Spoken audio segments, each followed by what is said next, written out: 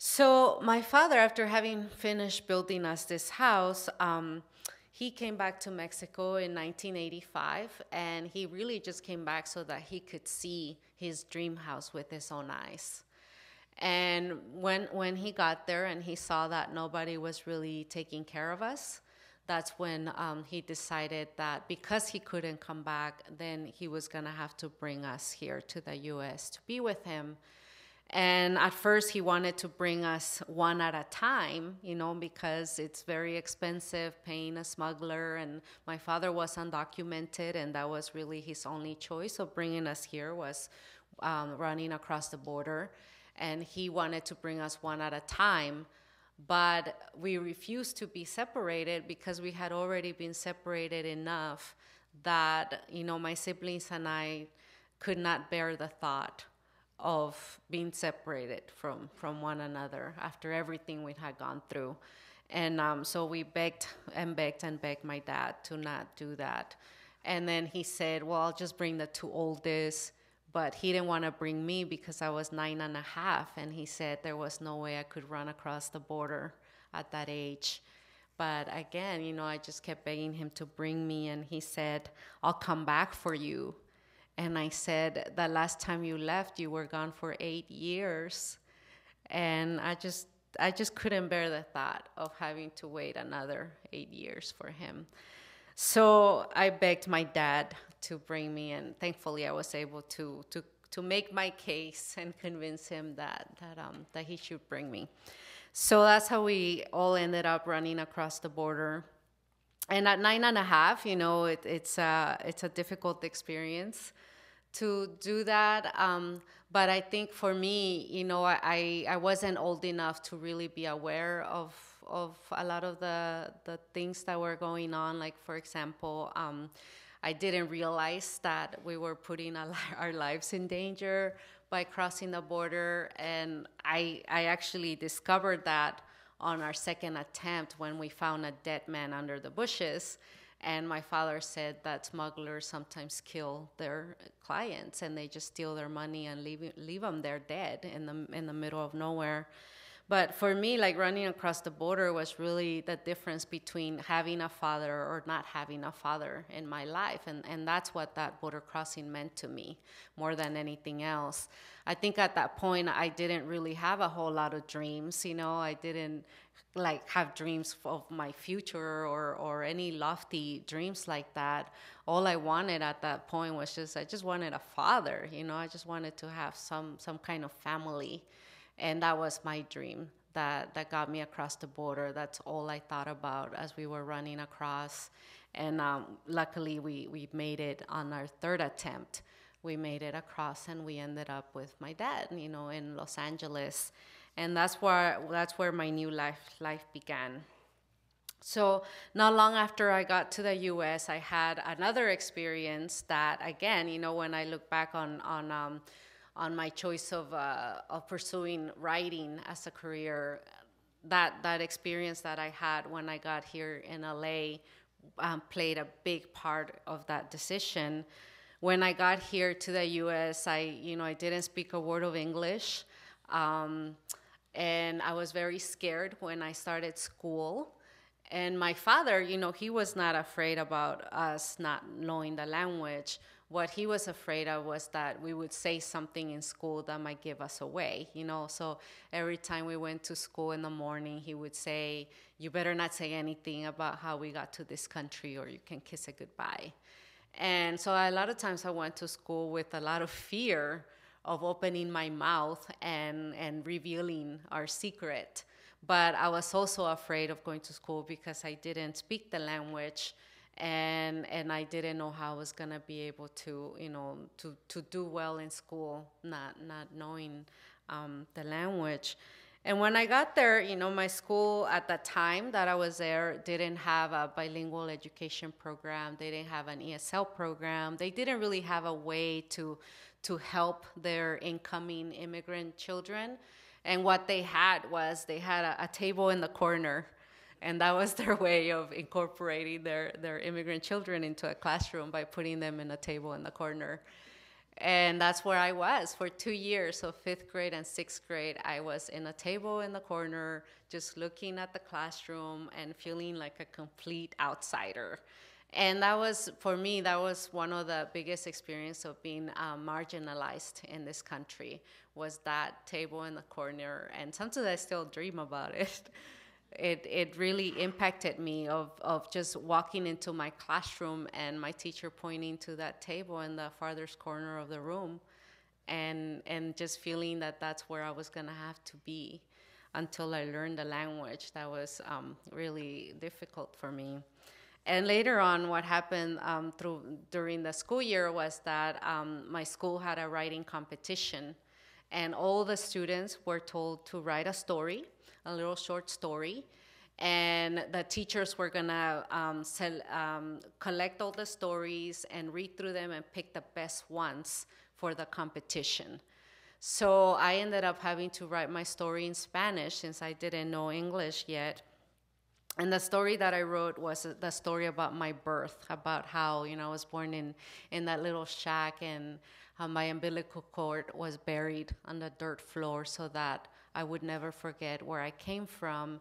And I wrote how even though life had taken me very far away from my hometown and from my mother, I would never forget where I had come from. So that was a little story that I wrote. And my teacher collected all of the stories by the end of the week, and she put on a movie for us to watch while she looked through the stories to pick the best ones. And she put on the movie E.T. for us. And I remember it was E.T. because I was jealous of him because he learned English faster than I did. And I couldn't concentrate on E.T. on the movie because my teacher was reading through our stories. And I was really excited because this was my very, very first story that I had ever written.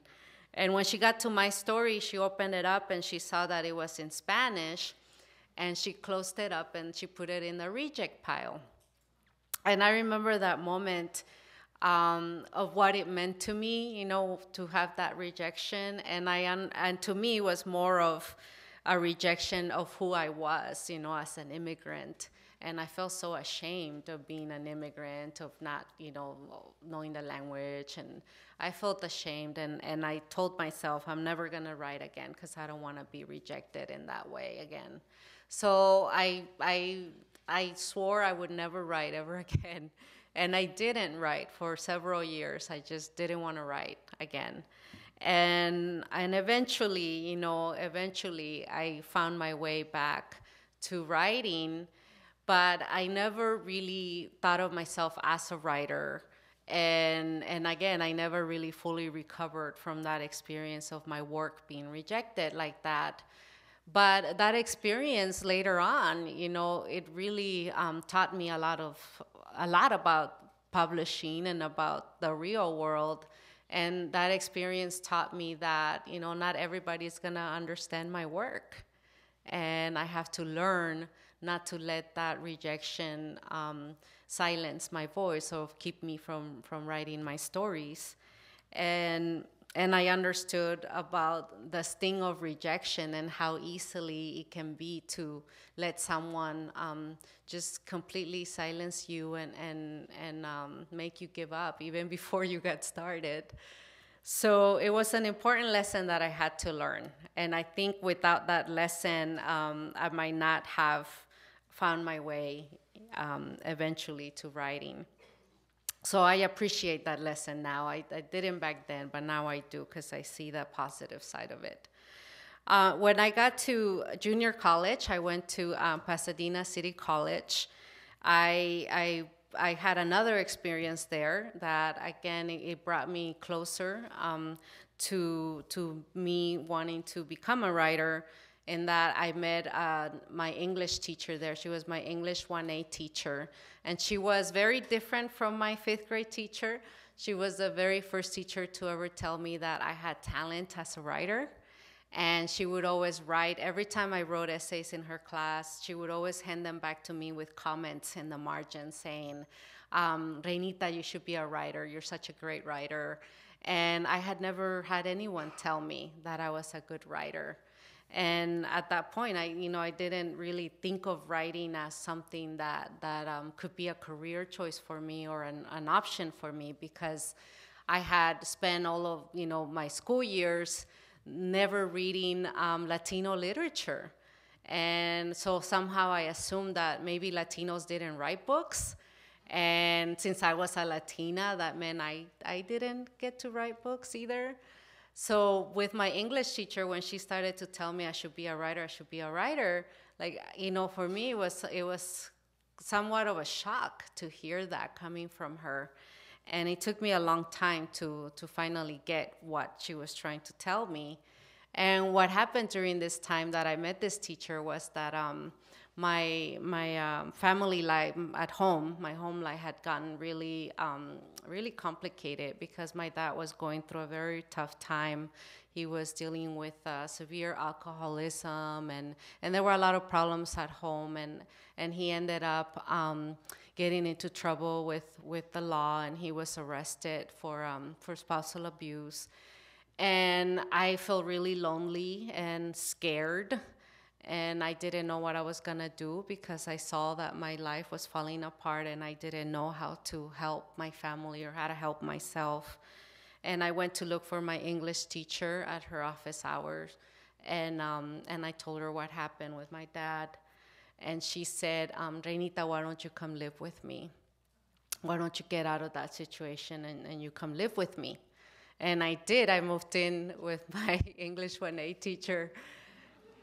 And, that was just one of those things that kind of had to happen in my life, because I really needed that. I needed to have a peaceful place where I could get stronger and heal, and I needed somebody to help me to focus in school, and to just focus on the dreams that I had, and she was there for me for that.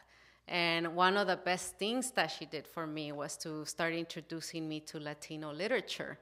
And the first night that I stayed at her house, she gave me the book The House on Mango Street. And when I read that book, that to me was the beginning of everything, because she finally showed me that, yes, Latinas do write books, and that maybe I could do one too. And that's what she showed me. Every day that I stayed at her house, she was always giving me books by Latina writers like Isabel Allende and Laura Esquivel, and Elena Maria Viramontes, Julia Alvarez. She introduced me to all of these Latina writers, and she's not a Latina, she's Greek.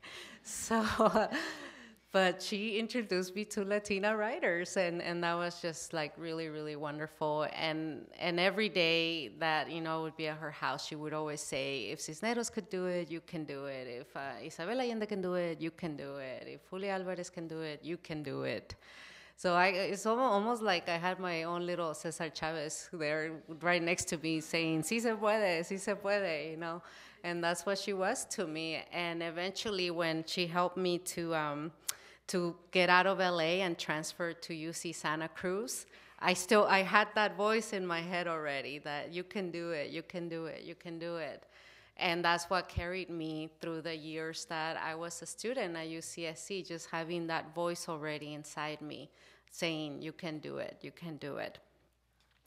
And so when I transferred to UC Santa Cruz, I transferred as a creative writing major, because my teacher convinced me that I could be a writer and that I should be a writer. And when I was there at UC Santa Cruz, I had this really wonderful experience where the creative writing program brought in a writer, and this was my very first writer that I met in person, in the flesh. And her name was Jane Wakatsuki Houston. I don't know if you guys know her work, Farewell to Manzanar. She came in to give a talk about her book. And I just remember how amazed that was, that first of all, to see a real writer in person was just really amazing, because, for sometimes when you just read the work, you forget that, a real person wrote it, that a real human being wrote it. And when I saw this woman writer in person, it just made my dream of becoming a writer even more real to me. And it was so impactful when I saw her give her talk, because you know, she was sharing about her family's experience with getting sent to the internment camp in Manzanar, and what it was like for her family to lose everything and to be taken there, and how, you know, she survived. And after her talk, there were so many students that came up, and they were all crying, saying, you told my family's story, you know, and now I understand what my parents went through. Now I understand what my grandparents went through.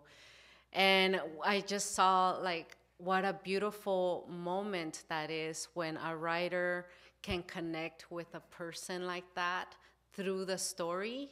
And how, again, just seeing how stories change lives and how stories affect people. And I realized that by her having that courage to write her story, now she was giving other people the courage to write their story too. And I just remember being, you know, 22 years old and seeing that, the power of stories and what they do for us and what they do to us, and how we can really change the world, you know, just by having that courage to tell our stories. So that was another thing in my life that just really pushed me more and more towards that dream of one day me becoming a writer, and being able to do that too, you know, to reach out to people through the stories that I write. So to me, you know, so that for me, writing has been a way of, you know, like what my mother wanted me to do when she buried my umbilical cord in the dirt floor, like to not forget where I came from. That's part of the reason why I write, so that I don't forget where I come from. I also like to write because I feel that, you know, we need to tell our stories so that people can understand us better.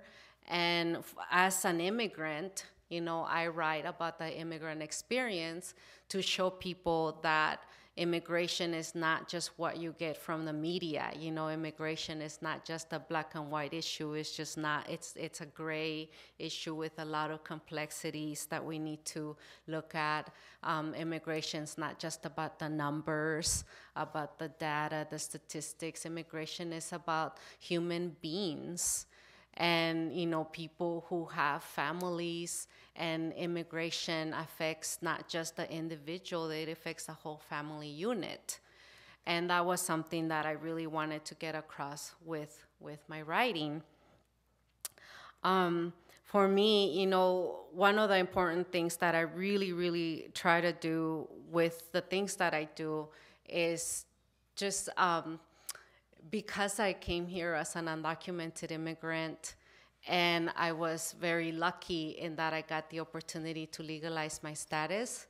I want to show people what we can do when we're given that opportunity. You know, the moment I got the green card in the mail, I just took that green card and I ran with it, and I did everything that I could to you know, to reach my dreams, to reach my goals.